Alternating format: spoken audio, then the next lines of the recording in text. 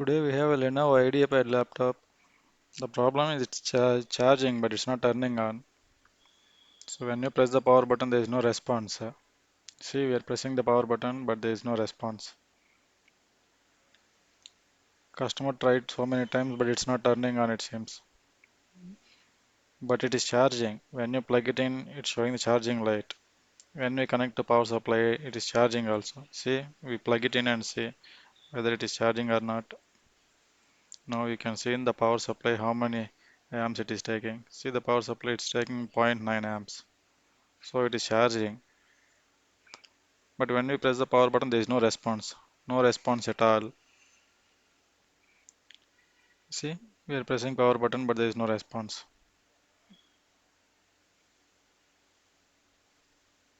So we'll open and see what is the exact problem.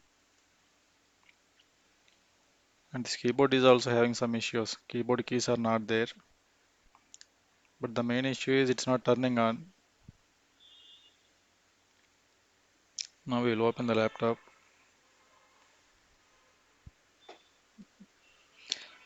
One conclusion we can say is in this 3 volt is fine, and EC is also fine, and charging IC is also fine because it's charging. So if all these three are fine, then we have to check on the 5 volt rail and directly go to the CPU side. So these are the conclusions we can say because it's just not turning on, but it's charging. Sometimes it is the AC problem also, but it is very rare because it is charging. We'll check the voltages now.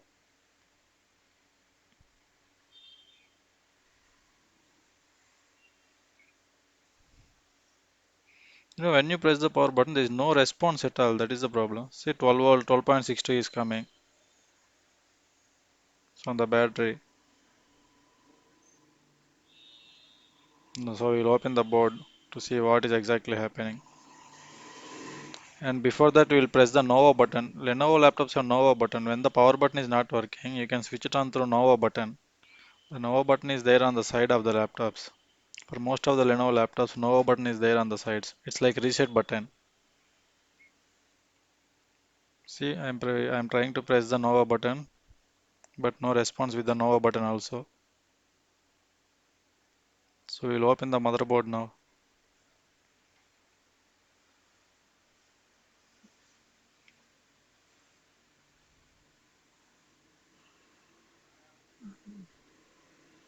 Some Lenovo laptops have power button on the keyboard, and most of the times when the power button fails, it won't turn on. In that case, we can use Nova button to turn it on. But for this laptop, power button is not on the keyboard, it's separately there. With that also it's not turning on, with the Nova button also it's not responding.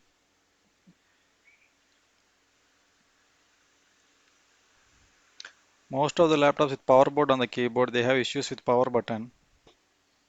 And most of the times keyboard fails because of the power button only. We need to replace the entire keyboard just because of the power button. Sometimes some customers prefer adding the external power button and disabling the internal keyboard, or just disabling the power button. That also we can do, but this is different case.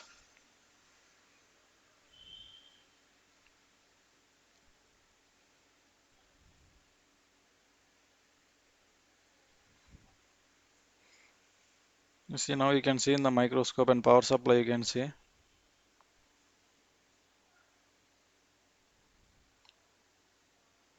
See, when we plug it in, it is taking 9 milliamps. Lenovo laptops, when we disconnect CMOS battery and when we plug it in, it should turn on automatically. So once you remove the CMOS battery, if the laptop is fine, when you plug it in, it will turn on, even if you don't press the power button. See, in CRO, we will check the voltages, not in multimeter this time, because if there are any fluctuations in CRO, we can see clearly.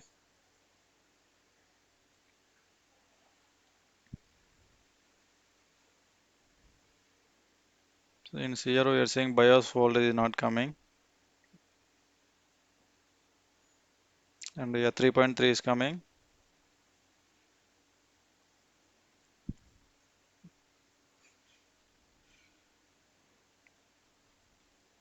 3.3 is fine. See, clock and data are also there. You can see in the CRO, clock is coming, data is coming. See that? Pulses are coming.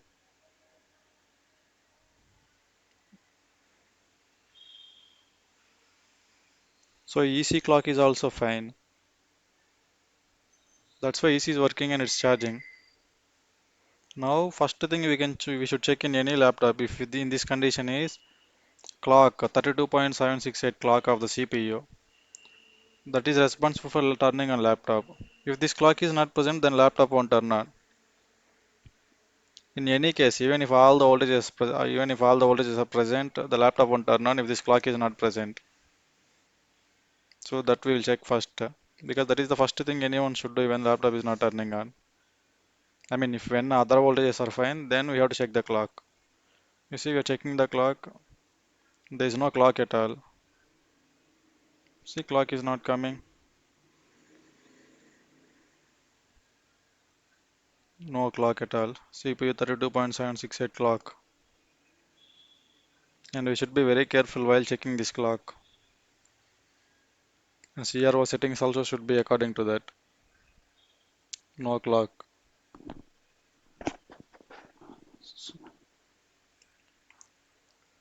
And we'll check the continuity. Sometimes what happens, these lines, the circuit lines will cut from that clock IC to this resistor. So for the continuity, we'll check first. If the continuity is fine, then we will replace the clock and then we will see. Crystal, not clock, sorry. Crystal that is. So continuity is fine. Continuity is coming on this side.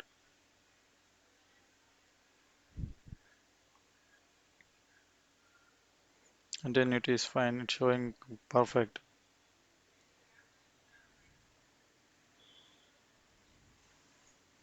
We'll check the other side also. We'll check the resistor first. Resistor is also fine. And this continuity is also fine. This side also it is showing correct continuity only. Yeah, fine. Continuity is fine.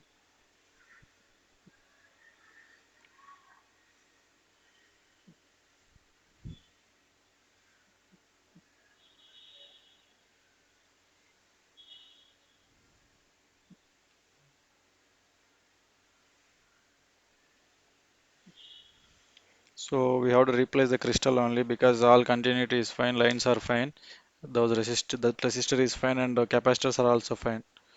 Now we'll replace this crystal with a new crystal and then we will see. In this case, either CPU also can fail or crystal can also fail, or even the resistors or capacitor also can fail. Even if anyone fails, clock won't be there. So resistors and capacitors are fine. So the next thing we should do is replacing the crystal. If the clock is not coming even after replacing the crystal, then CPU is failed. So we'll put the new crystal now. You can see that crystal we are going to put.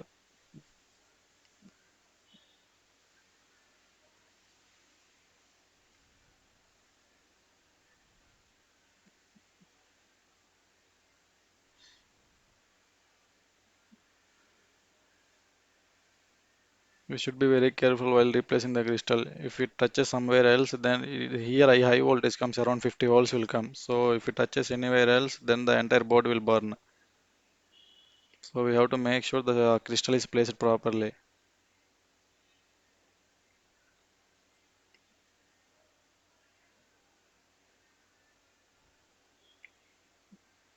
Yeah, it's fine now.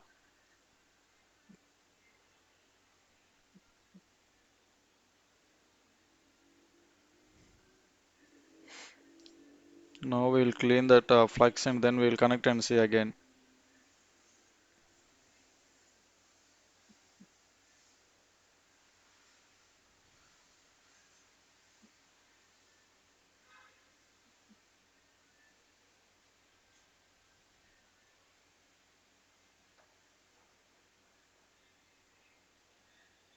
Now we will connect the power supply and see whether it's turning on or not.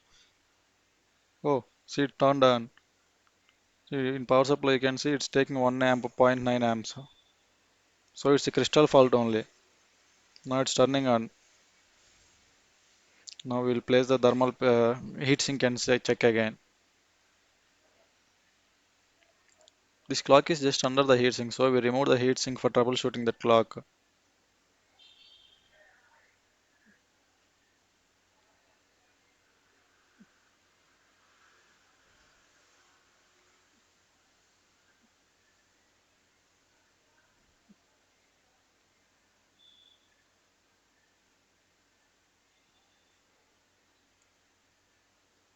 When we remove the heatsink, we have to place the new thermal paste also. So we place a new thermal paste and fix the heatsink. See, you can see just the clock is under the heatsink. And see, you can see power supply now, zero point 0.7 amps it is taking. And the board is turned on.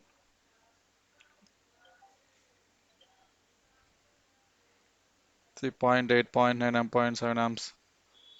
So laptop is turned on. Board is fine now.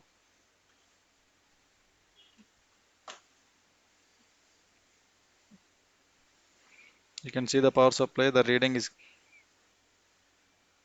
Now we will assemble the board and turn on the laptop.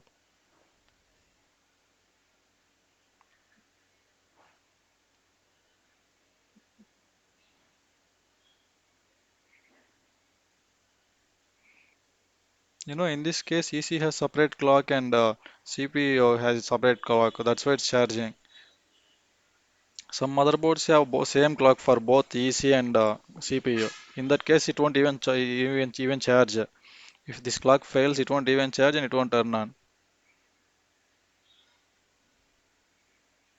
You see, board is assembled now. And see, when battery is connected, the fan also turned on automatically because CMOS battery is removed and connected. I told you first only, when you remove the CMOS battery and when you plug it in or when you connect the battery, it will turn on automatically. Now the laptop is turned on already because we connected the battery. See, when we open the lid, you can see the logo now. Yeah, see, it's turned on automatically. Now we'll switch it off once and then we'll press the power button and see again.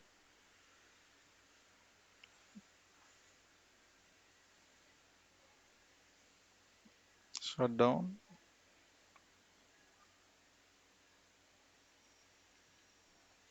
Yeah, it's shut down now. We'll press the power button now.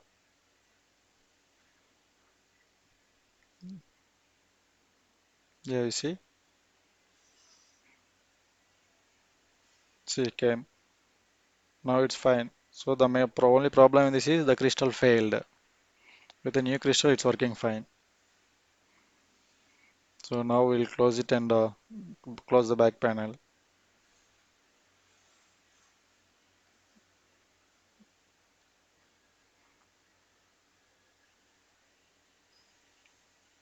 So the thing is, when we check with power supply, with the reading itself, we should understand where the problem might be, and we should work exactly on that area itself. So that's it. The clock I see, clock crystal is only replaced in this laptop.